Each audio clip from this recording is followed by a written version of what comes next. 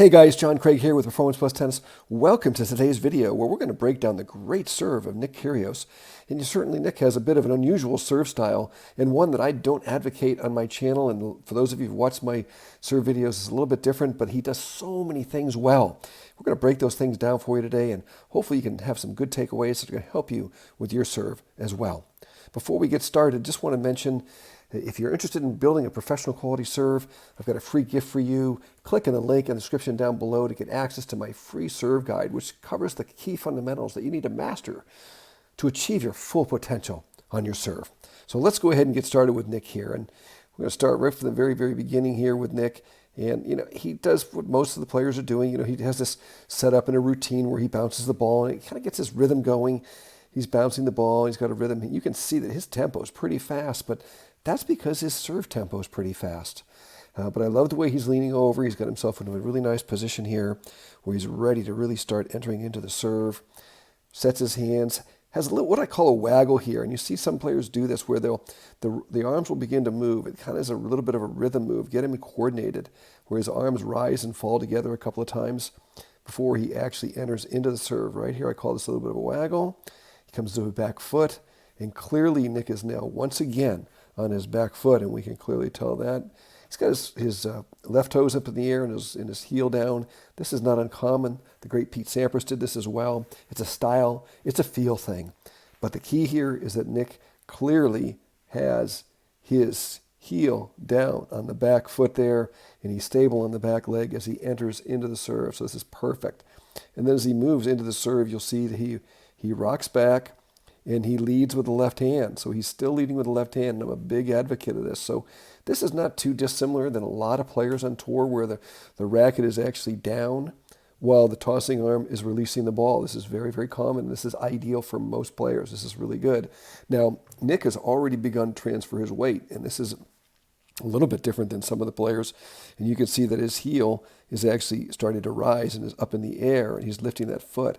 So this is where his serve begins to be a little bit different because he has to move very, very quickly because he has a low toss. So their ball is released from the hand. He's got a beautiful stretch of the left hand. And this is where his serve gets a little bit tricky. He has to bring that foot up very quickly and set it.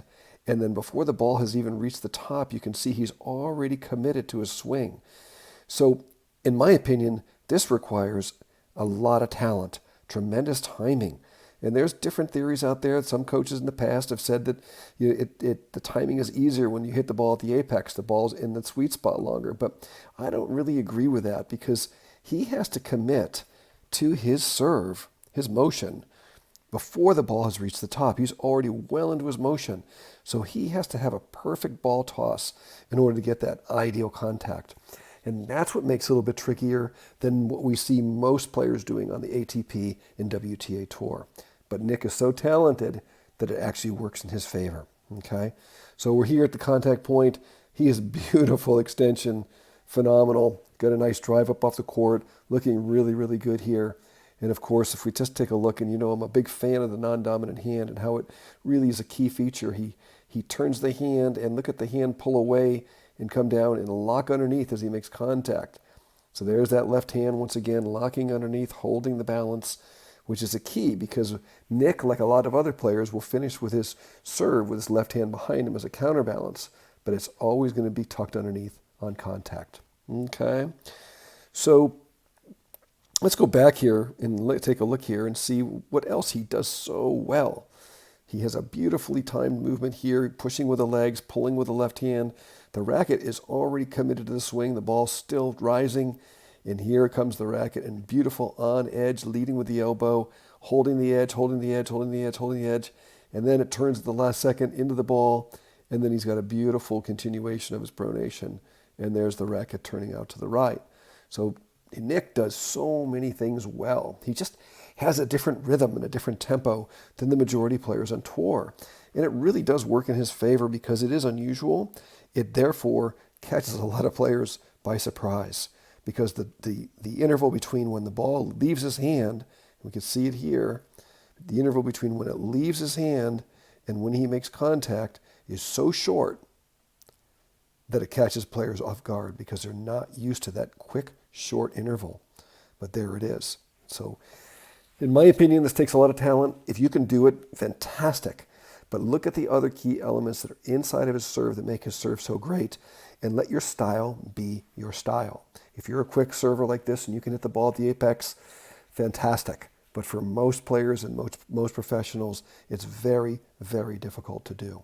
Okay?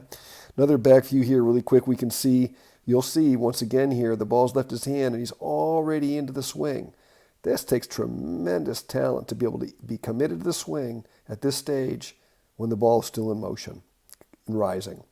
And then look here how he's actually going to hit a pretty flat serve down the middle, but look where the ball toss is. And that's very interesting because you would think he's only going to be hitting a topspin serve from that position.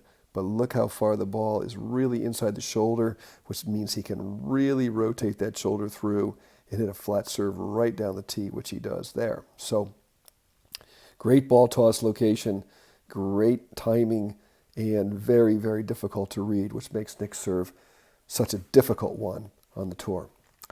So thanks so much for watching today's video. I hope you had some good takeaways from this. Leave your comments down below. Give us a like. Subscribe to the channel if you've not done so already. We have so many things coming here at Performance Plus Tennis that are going to help you with your tennis game.